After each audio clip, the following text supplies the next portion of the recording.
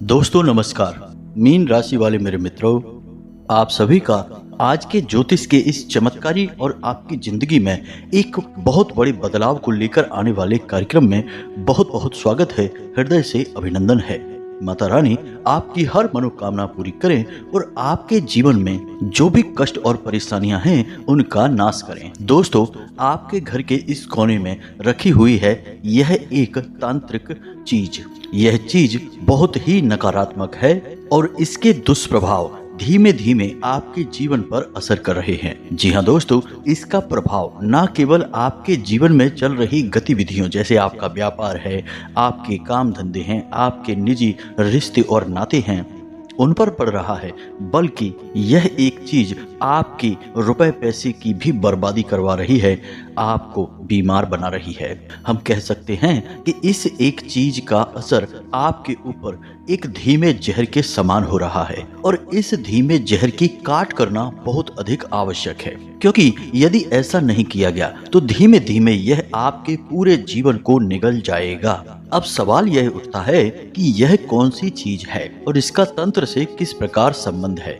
दूसरा कि यह आपके घर में किस कोने में किस स्थान में रखी हुई है। और तीसरा प्रश्न यह है कि यह अपने आप आई है या कोई लेकर आया है या किसी ने जानबूझकर इसे आपके घर में रखवाया है ताकि धीमे धीमे आपकी हर एक खुशी को यह बर्बाद कर दे, तबाह कर दे। यानी कि क्या यह किसी षड्यंत्र का हिस्सा है।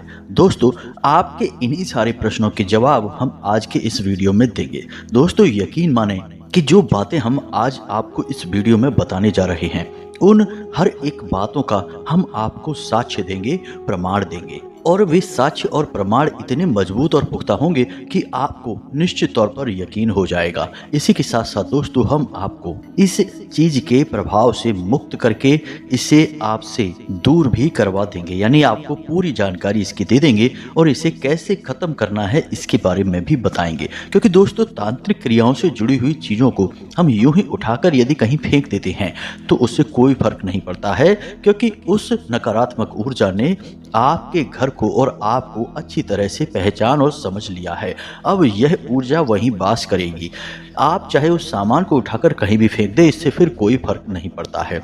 तो अब ऐसे में आपको ना केवल उस सामान को खत्म करना होगा बल्कि उस नकारात्मक ऊर्जा से भी मुक्ति प्राप्त करनी होगी, तभी आपको राहत मिलनी शुरू होगी। इसी के साथ साथ हम आपको एक ऐसा शक्तिशाली उपाय भी बताएंगे जिसे आपको एक बार करना है, उसके बाद फिर कभी आपके जीवन में यह नकारात्मक ऊर्जा प्रवेश नहीं कर पाएगी। अब हम आपको ऐसे शक्तिशाली उपाय पहले भी बता चुके हैं, लेकिन आज का यह उपाय बेहद ही गुप्त है और वैदिक संस्कृति पर आधारित है। तो इस उपाय की महत्ता बहुत बड़ी है। तो इसे आप यदि अपने जीवन में आजमाएंगे तो आपको निश्चित तौर पर नकारात्मक ऊर्जाओं से मुक्ति प्राप्त होगी और आपके जीवन में सद्गति आएगी, यानी कि ईश्वर की कृपा आएगी। जी हाँ दोस्तों, तो आज का यह वीडियो बेहद ही खास है।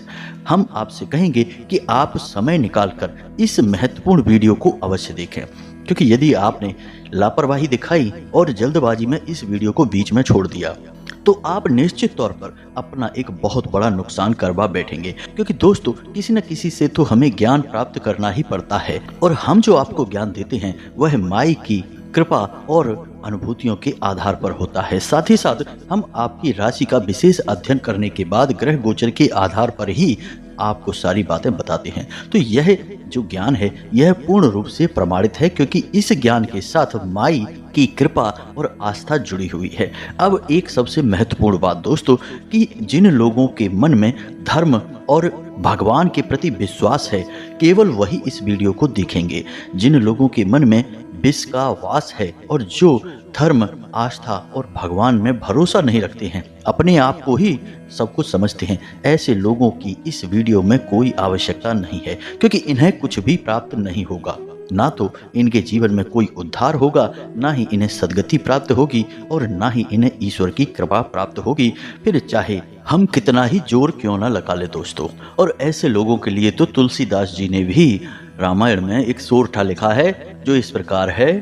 फूलह फरहि न बैत जदपि सुधा बरिसै जलध मूरख हृदय न चेत, जो गुरु मिलहि बिरंच सम। तो अब ऐसे सठ और धूर्त लोगों का तो केवल भगवान ही मालिक है। बाकी हमारा प्रयास तो उन लोगों के लिए है जो सात्विक हैं, आस्तिक हैं और शरणागति हैं भगवान की। जी हाँ दोस्तों, तो चलिए आज के इस महत्वपूर्ण ज्ञानवर्धक वीडियो को शुरू करते हैं। लेकिन इससे पहले आपसे एक निवेदन है कि कमेंट में पूरे भक्ति भाव के साथ जय माँ भद्रकाली कृपा करो, जय माँ भद्रकाली रक्षा करो, एक बार नहीं 3 बार लिखना। माता भद्रकाली आपकी निश्चित तौर पर पुकार सुनेंगी और मदद करने के लिए दौड़ी चली आएंगी।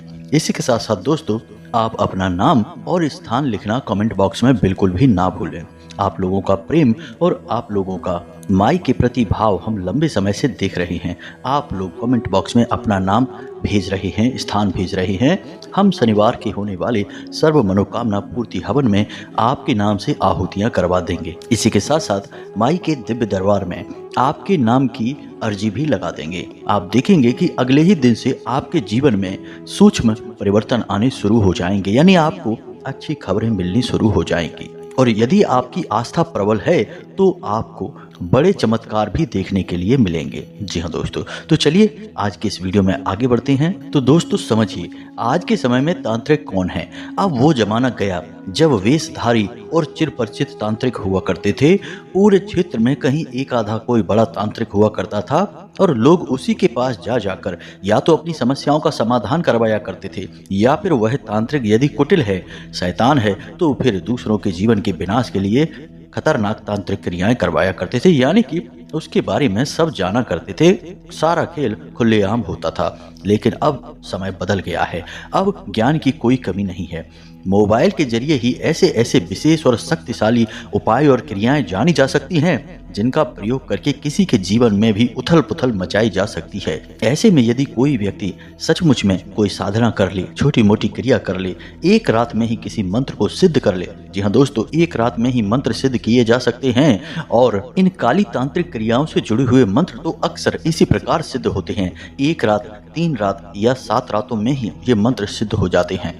तो किसी ने यदि यह साधना कर ली तो वह खुद अपने आप में तांत्रिक बन गया। अब वह वेशधारी तो नहीं है, फिर भी वह गुप्त रूप से तांत्रिक है। अब वह किसी के जीवन में भी कुछ भी ऊंच नीच कर सकता है। जी हाँ दोस्तों, तो अब सवाल यह उठता है कि ऐसे खतरनाक छुपे हुए शत्रुओं को कैसे पहचाना जाए, क्योंकि इनका रूप और इनके चाल चलन को देखकर तो आप कभी भी अंदाजा लगा ही नहीं सकते हैं।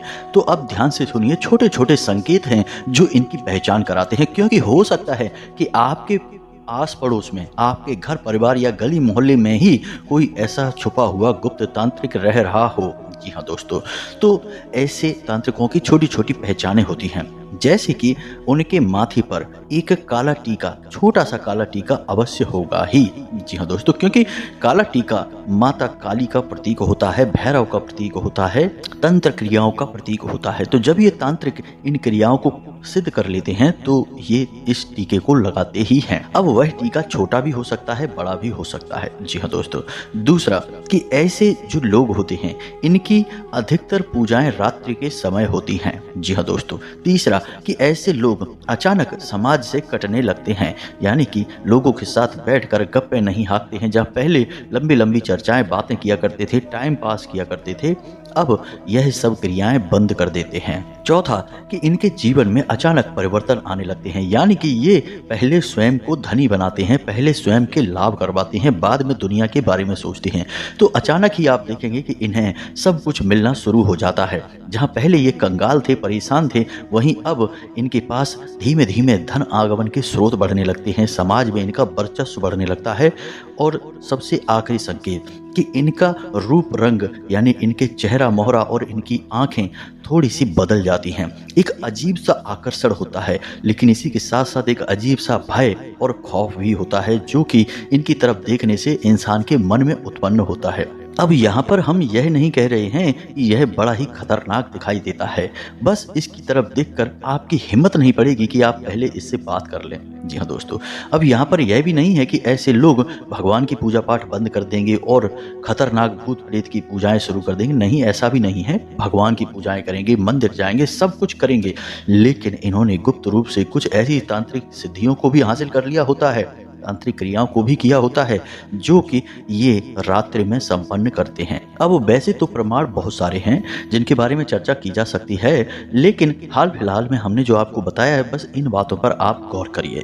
इनकी बातों में कुटिलता आ जाती है। जी हाँ दोस्तों, ये थोड़े अजीब ढंग से बातें करने लगते हैं, चीजों के प्रति इनका नजरिया बदलने लगता है। ये ऊर्जाओं की बातें करते हैं, ये शक्तियों की बातें करते हैं, तो इन्हें आपको पहचानना बहुत आवश्यक है। अब हम आपको जो बताने जा रहे हैं वह आपसे जुड़ा हुआ है। जी हाँ दोस्तों, यानी आपके घर से और आपके घर में रखी हुई तांत्रिक वस्तु से जुड़ा हुआ है। तो अब आप विशेष तौर पर ध्यान से सुनना। जी हाँ दोस्तों, जो भी बातें हम आपको बताने जा रहे हैं वह माई की अनुभूति के आधार पर है। तो अब ध्यान से सुनिए दोस्तों कि तंत्र विद्या से जुड़ी हुई चीजें आपके घर के किन स्थानों पर रखी जा सकती हैं और उन स्थानों पर रखने से आपको वे चीजें किस प्रकार नुकसान पहुंचाएंगी। जी हाँ दोस्तों, यह जानना आपके लिए बेहद आवश्यक है। तो अब ध्यान से सुनिए दोस्तों, तंत्र विद्या से जुड़ी हुई चीजें घर के 4 स्थानों पर ही रखी जाती हैं। जी हाँ दोस्तों, जिनमें आपके घर का मुख्य दरवाजा, आपके घर की छत, आपके घर का ब्रह्म स्थान और आपका शयन कक्ष यानी बेडरूम। जी हाँ दोस्तों, तो अब ध्यान से समझिए कि इन स्थानों पर यदि कोई तांत्रिक क्रिया कर दी जाए तो आपके जीवन पर यह कैसे प्रभाव डालती है।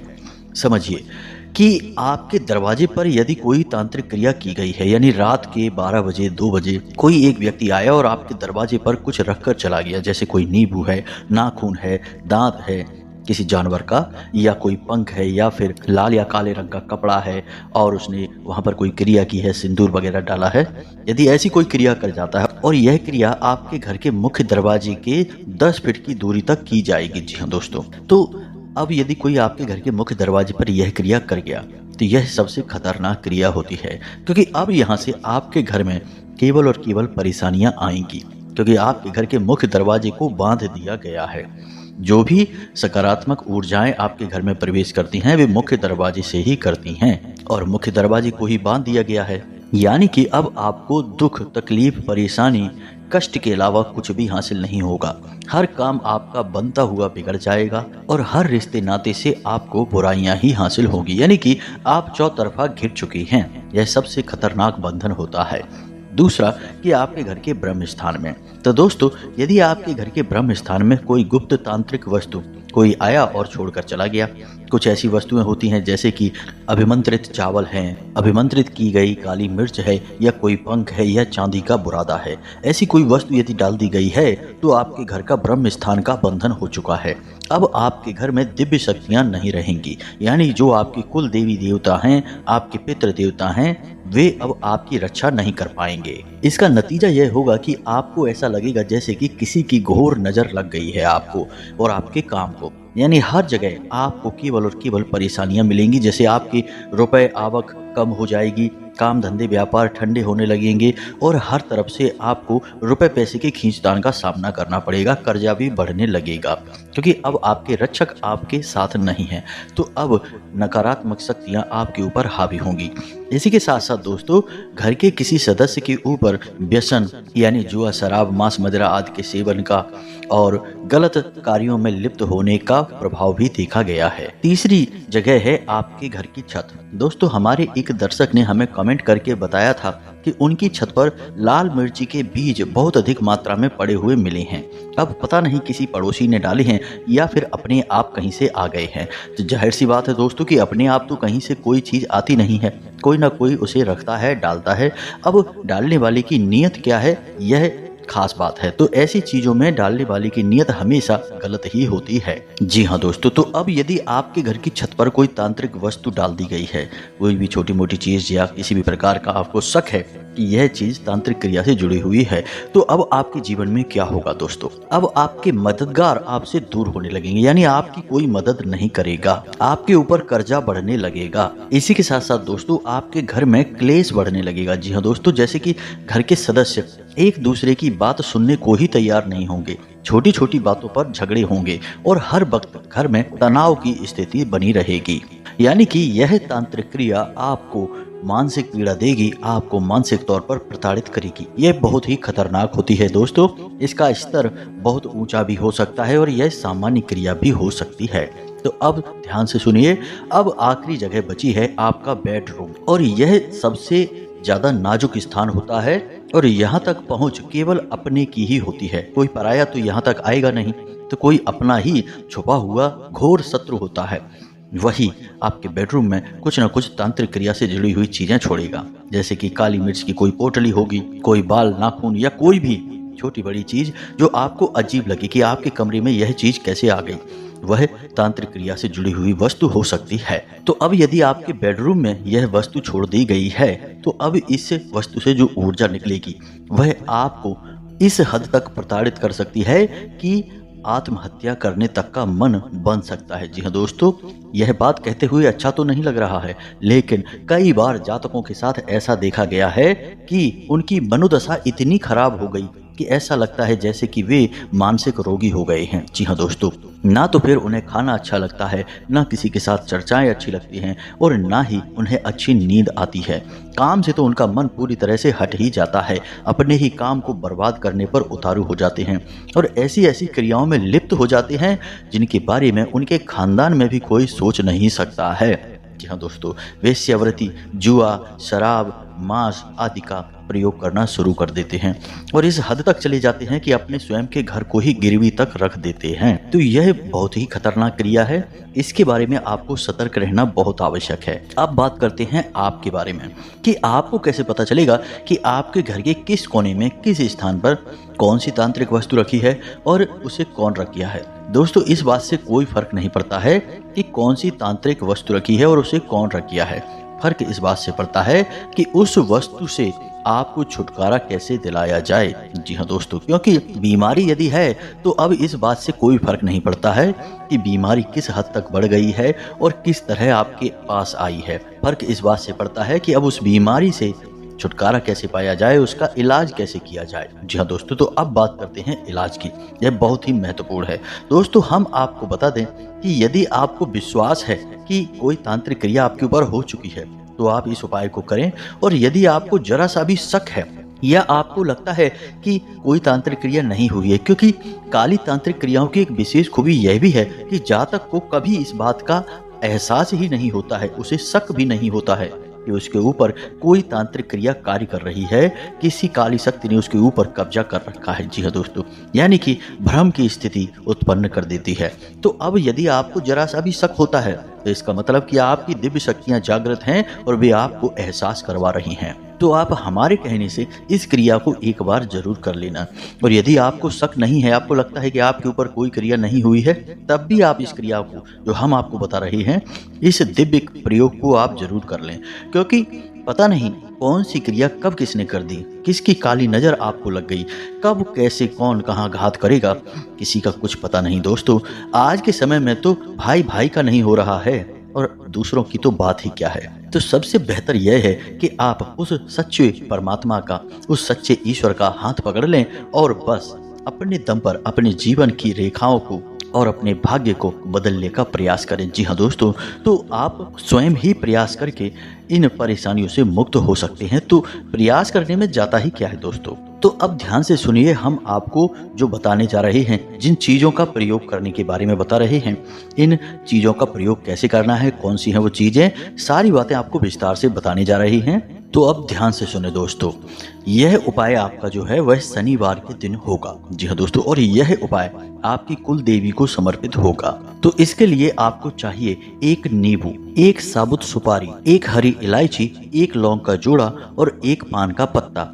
इसी के साथ साथ दोस्तों, सूत का लाल कलावा। जी हाँ दोस्तों, याद रखना, कलावा सूत का ही होना चाहिए, नायलॉन का नहीं। अब आप इस क्रिया को भी समझ लो। यह क्रिया शनिवार को रात्रि के समय होगी, यानी कि रात को 9 बजे के आसपास। तो अब ध्यान से सुने, रात्रि के समय स्नान करने के बाद, शुद्ध होने के बाद कोशिश करें कि लाल रंग के कपड़े ही पहने, लाल रंग का आसन बिछाएं और सामने एक चौकी सजाएं। चौकी पर भी लाल रंग का वस्त्र डालें और उसके ऊपर आपको ठीक बीचों बीच एक पान का पत्ता रखना है और उस पत्ते के ऊपर आपको सुपारी रखनी है। सुपारी के नीचे आप एक चांदी का सिक्का रखेंगे, ठीक इसके ऊपर आप जल छिड़केंगे। जी हाँ दोस्तों, साथ ही साथ आप लाल पुष्प अर्पित करेंगे। यह सुपारी आपकी कुल देवी का प्रतीक माना जाएगा। इसी के साथ साथ आप दीप जलाएंगे, गाय के घी का दीपक जलाएंगे, साथ ही साथ थोड़ा सा कपूर भी जलाएंगे। एक छोटी सी कटोरी ले लें और उसमें थोड़ा सा कपूर डालें, भीमसेनी कपूर होना चाहिए, और उस कपूर को आप जलाएंगे।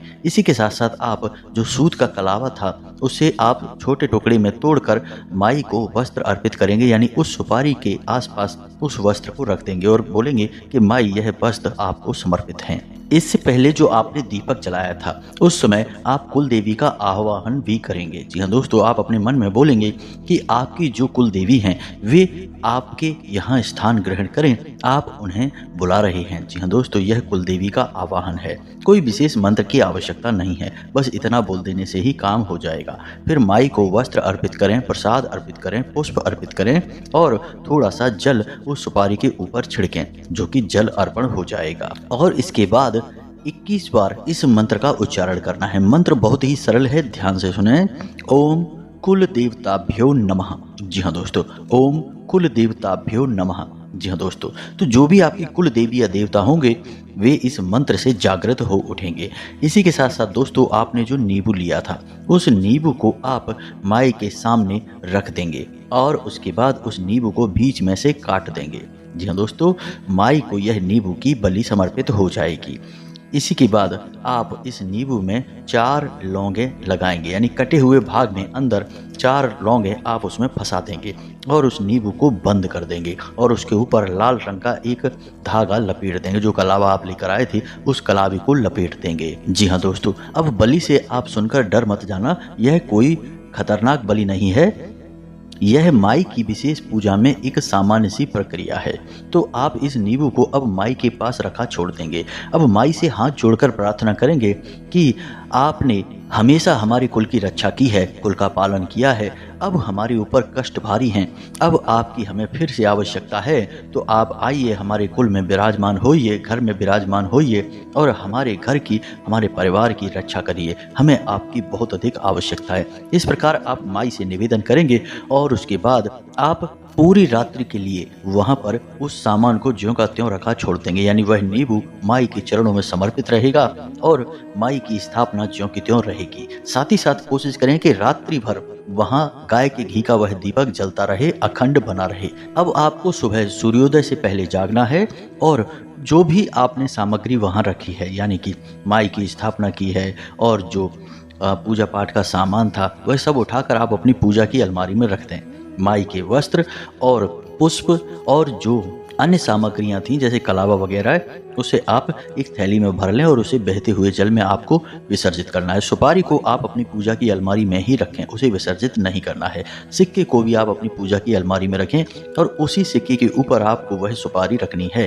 अब इस नींबू को आप जो सामने माई के रखा था उस नींबू को आप अपने बेडरूम में ले जाकर रख लें और पूरा दिन उसे बेडरूम में ही रखा रहने दें।